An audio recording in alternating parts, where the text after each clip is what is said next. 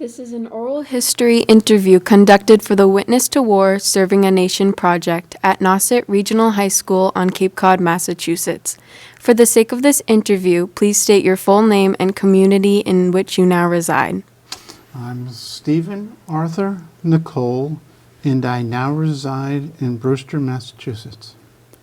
What was your childhood like growing up? You know, I had a very good childhood. I had a good mom and dad.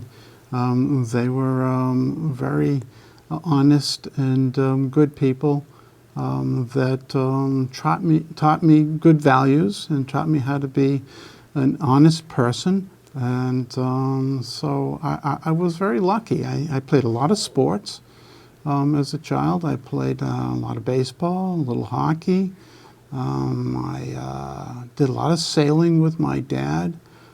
So there was a lot of one-on-one with my dad. My mother wasn't a librarian at Situate High School, and my dad worked for the Ford Motor Company for many, many years. And I have a sister, Linda, who now resides in Plymouth. She's a few years older than I am, but we're fairly close and talk once in a while. So I had a good childhood. Very comfortable childhood. Can you describe where you lived as a child? Well, I first started off in Wollaston, Massachusetts, which is very close to Quincy, a town right next to Quincy. Lived on Haviland Street, as I remember. And when I was 5, my dad bought a house in Cohasset, Massachusetts, and we moved to the South Shore. And I went through the entire Cohasset school system from kindergarten up through the elementary school and 4 years of high school at Cohasset. So we were the skippers, and I graduated in 1964. Did you enlist in the military or were you drafted? That's a good, interesting question. I was at a time of transition.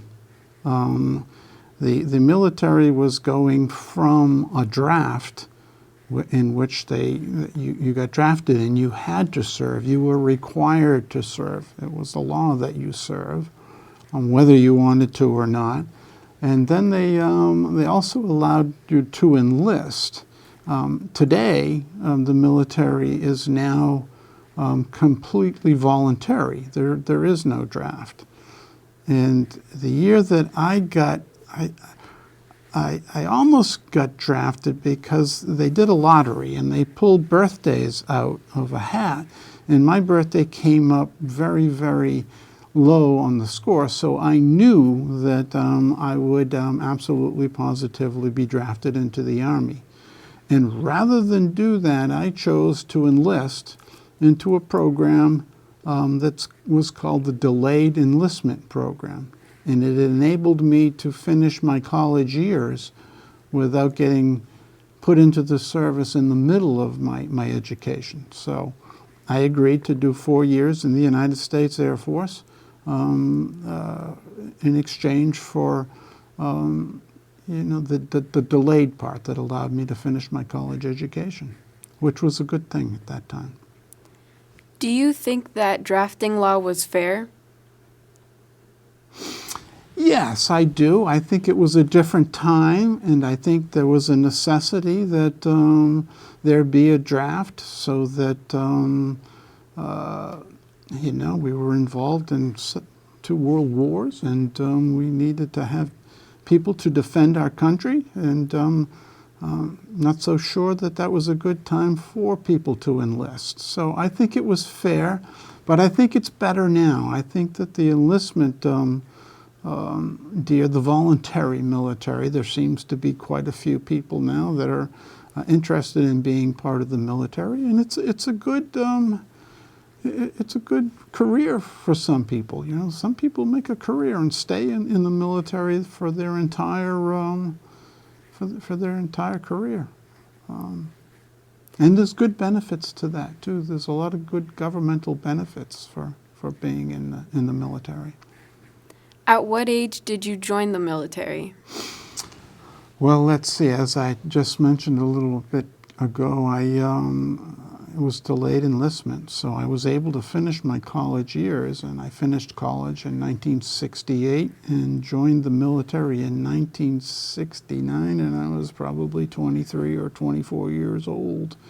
So I was just a young man, and it was during the Vietnam era, so I was faced with the possibility of seeing combat in Vietnam. Do you think your childhood affected your decision to join the military? Don't think so much. I knew at the time when I was growing up that as a man that the chances of me being drafted into the military, that I would have to go whether I chose to or not. So I don't think my childhood had much bearing on whether or not I would go. It wasn't my decision. With the draft, I knew that I would probably eventually go. It's not quite how it turned out because, as I say, I enlisted. What did it feel like to join the military and leave your family and friends? Well, I have to say that wasn't a whole lot of fun. It's probably a pretty scary time, as a young man going off to you don't know what you're going to get involved. The unknown is kind of scary. And I remember flying out of Logan Airport, headed for San Antonio, Texas, to do my basic training. And I probably, if I recall, it was a long time ago, but if I recall, I was a little nervous. I was a little scared, to be honest. Were you married at the time? Yes, I was. Yes, I was married at the time. Can you describe your feelings when you enlisted to serve in the military? Well, as I just mentioned too, it was nervous. It was the unknown. You didn't know where you would end up, and as it turned out, I spent all of my service time in the United States, so I got a little bit lucky with that. But there was a lot of nervous tension that time. The war in Vietnam was unpopular back here in the States, and so people coming back from Vietnam, veterans coming back from Vietnam, weren't treated as well as they probably should have been, and as well as people returning from Afghanistan and other places now. What was your position in the military? I was enlisted, so I started out as an airman in the Air Force, and finally, when I left, I was a buck sergeant, and I was in supply, and I was kind of lucky because I got attached to a top secret project at Vandenberg Air Force Base in Lompoc, California, and spent all of my time there, or almost all of my time there. I spent a little time also at Lowry Air Force Base in Denver, Colorado, where I did training for supply training. So I was attached to a pretty cool top secret project, and some of that I'm actually not even permitted to tell you at this day. But it was a missile project, and that was quite an exciting time for me. What did you see while you were in the military? What did I see when I was in the military? Well, I'm glad I didn't see combat, but I went from Texas, where I did basic training, to Lowry Air Force Base, as I said, in Denver, Colorado, and then on to Vandenberg, which is a United States Air Force base where they launched missiles. It was all stateside stuff, but it was a lot of the country. Got to see quite a bit of the country. Can you describe how it felt to be in the military? Well, it was a different time than it is now. I think there was a sense of pride to serve my country. I'm proud of the fact that I did that, and I gave almost 4 years of my life to my country, in the service of my country. So I think there was a lot of pride. I can remember coming home for holidays, flying on commercial airlines in my uniform, and feeling that people were, they would thank me for serving their country. Can you describe your happiest memory from your military service? That's a tough question. I don't know if happy is the right word. Maybe exciting. Is that okay if I change that happy to exciting? Yes. Well, as I said, I was part of a special secret project, and we were launching satellites. And I can remember going to the launch pad at night to experience and be part of the launch of our satellite. And I will never forget the roar of the engines on the missile as it was launched, and the way it lit up the night sky just like daytime. And you think thunder is noisy and loud, but this was a roar that I have never forgotten. It was a really cool, exciting time for me. Can you describe one of your darkest memories from the military? Yeah, Kayla, I would have to say that the darkest memory was the day that I left. Left Boston and went to San Antonio, because it was unknown where I was going, and I didn't know whether or not I would face combat or not. So I think, in leaving family, leaving my wife, it was kind of sad and a little scary, and I would say that was the saddest time, and that's pretty good, because if that was the saddest time, that means that all the rest of the time that I was in the Air Force was okay, and it was okay. Can you describe a typical day in the military from sunrise to sunset? Yeah, well, it's funny.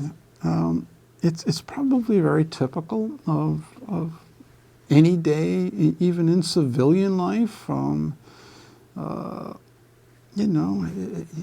got up and got ready and got in my uniform and went to work and spent the day at work and came home from there. So it was pretty much very similar to just being in civilian life.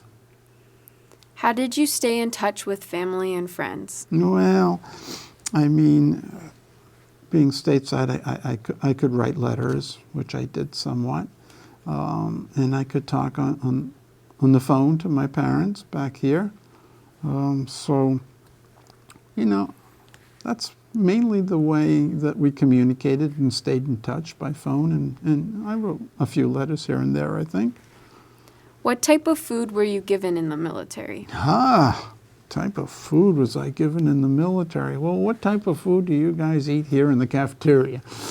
Probably very, very similar. When you are making a lot of food for a lot of people, for a lot of servicemen, it's pretty, potatoes and meat and it was pretty good. I survived.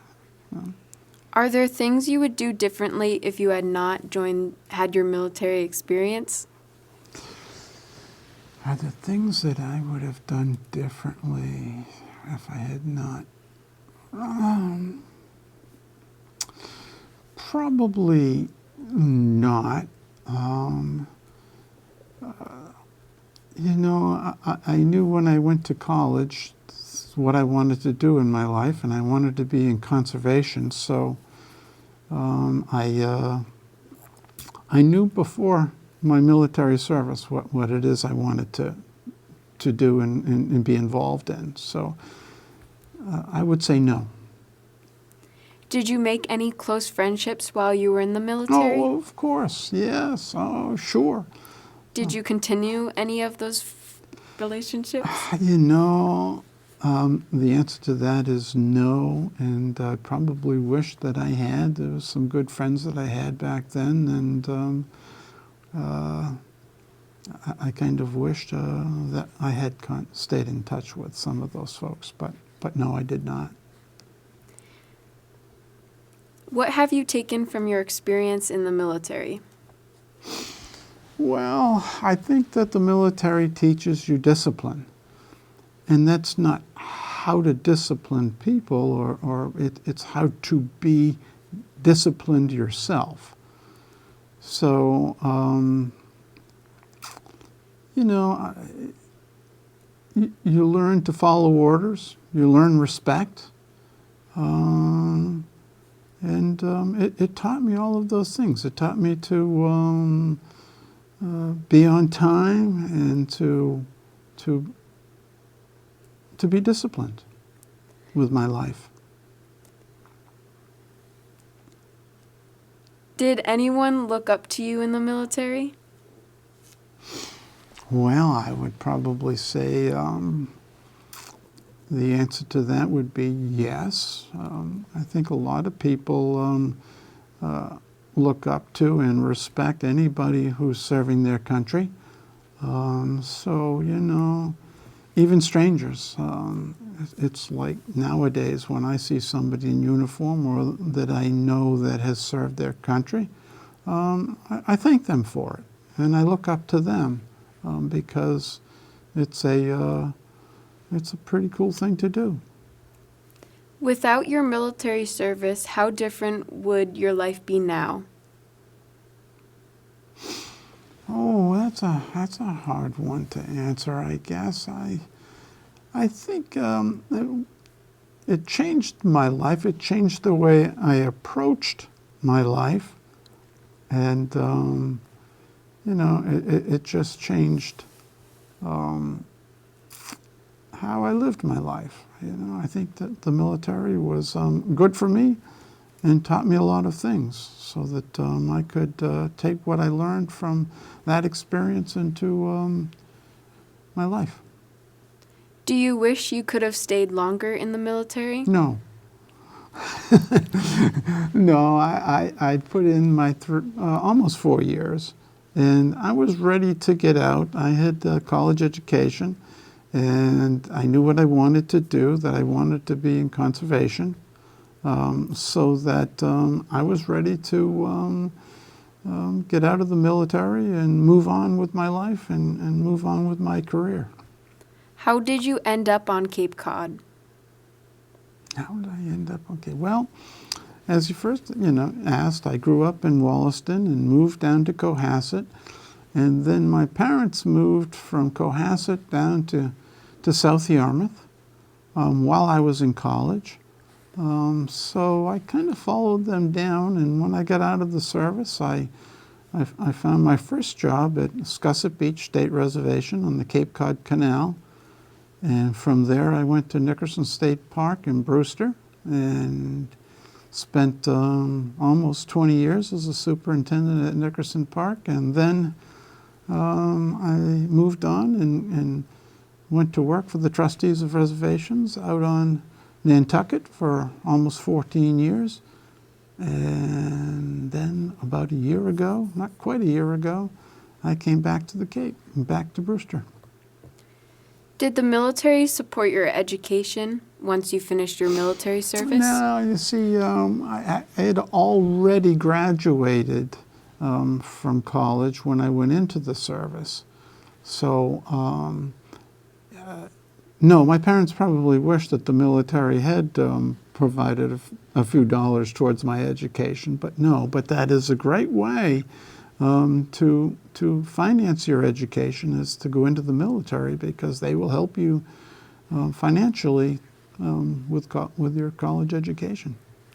How did it feel when you saw your friends and family again when you came back from the military? No, of course, it was wonderful to see them. But I wasn't away from them the whole time I was in the military either. I got an opportunity to see my parents and stuff during my military career. But it was great to get out and to get back with friends and get back into civilian life. If your children or grandchildren came to you and said they were joining the military, what would your advice be to them? Well, I think it's a wonderful thing for anybody, but it's a very individual decision as to what you want to do. And if you wanted to join the military, I would be very much in support of that. So, my advice would be to follow what your thought process is and what it is that you want to do with your life. And if that includes military service, then I think you should do it. How young were some of the people in the military that you encountered? Boy, I'm not even so sure what the age is that you can join. I want to say 18, but maybe it's 21. But, I mean, it's scary. It's young men. It's very young people that are in the military. And pretty young. It's pretty young to think some of those young men are going off to face harm and danger.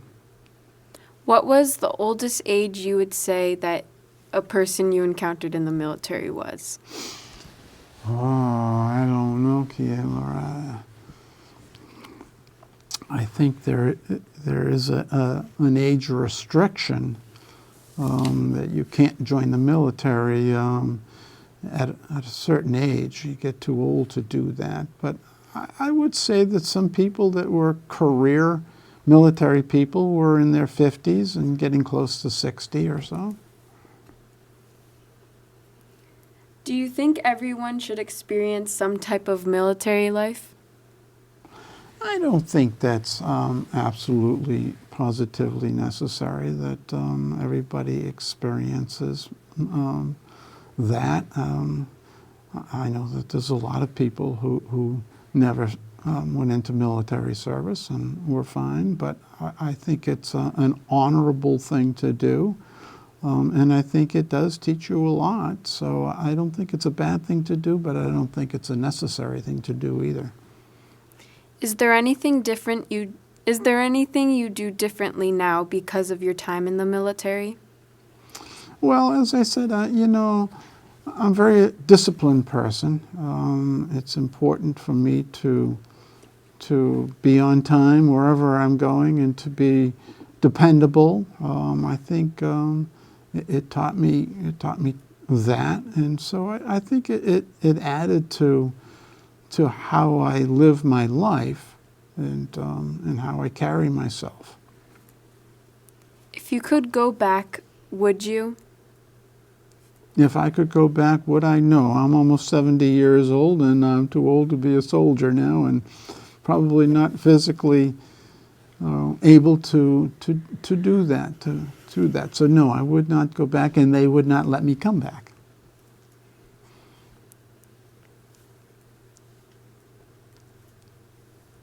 Do you believe in the military, and do you like it? The memories that you have? Absolutely. Yes, I believe in the military. We have to have a military, as U.S. citizens. We are so lucky to have the freedom that we have and the country that we have, and we need to be able to protect ourselves against those that might not think that we deserve that. I mean, we need to have a military to protect ourselves from countries that might be aggressive towards us. So yes, I believe in the military. What's your favorite thing you wish everyone could learn about the military? I think it's discipline. I think it's keep going. I think it's discipline. I think it's you learn to take orders. You just learn that discipline, and I think that's the one thing that I get out of it, and I think that's the one thing that a lot of people get out of being in the military is good discipline, and learn how to be a good person, and learn how to serve your country. You said that you lived on Nantucket after you came back from the military. What did you do on Nantucket? No, I was in conservation out there for the trustees of reservations, and I was the superintendent of a wildlife refuge called Cascada Cotu Wildlife Refuge. And I spent almost 14 years doing that. Loved it out there, and brought up my daughter. She went through the Nantucket school system, graduated from Nantucket High School in 2014, and now she's a sophomore at Cazenovia College in Cazenovia, New York. Did you lose any family or friends due to joining the military? Well, I did lose some people that I knew in high school. Got unfortunately killed in Vietnam, so that there were some people whose names are on that wall in Washington that I knew and that were familiar to me. What was more difficult, basic training or the Air Force service?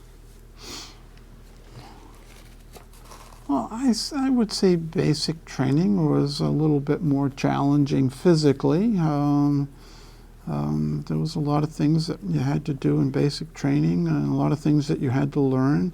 You had to learn how to be a soldier, and there was all sorts of things. I had to learn how to shoot an M16 rifle. I would say that that basic training was taxing. In military life was very much like civilian life, the way that it was for me anyway. Was there any special training you had to do before entering the military? No, there wasn't. Nothing special that I had to do before entering the Air Force. It was necessary that I be physically fit, and of course I had to go to have a physical to make sure that I was physically fit and able to serve. What did you do to prepare for the military? Well, I don't think that there was a whole lot that I had to do. I think it was good that I had my education. I was prepared to join. I was prepared to serve my country, and a little apprehensive about it, but I don't think there was anything that I absolutely had to do to prepare to join the military. Do you think there is a harder job than being in the military? Oh, of course. Yes, I think there is. Of course, it can be very difficult in the military. You can go to war, and you can wind up making the biggest sacrifice. You can wind up giving your life for your country. So in some situations, maybe the military is the hardest job you can have, especially if you're facing combat. Do you think there should be war at all? Well, wouldn't it be nice if there wasn't? Certainly, I wish that there wasn't war, because it puts people in harm's way. But, forever and ever in our existence as human beings, there's always been wars going on, and it's too bad. If you can prevent prevent it, I think you should. But sometimes it's not preventable, and you have to stand up and protect your freedoms and your rights. If you had the chance to get rid of war, how would you? Oh, well, I think it takes special people to be able to compromise and to talk about things and to come up with solutions to the problems that cause war. If you can come up with those solutions and prevent war, then you're a pretty good person. I think and hope that the next president of the United States has an ability to prevent wars. Well, thank you very much for your time You're welcome. and to Most hear your welcome. story. Okay, thank you for having me.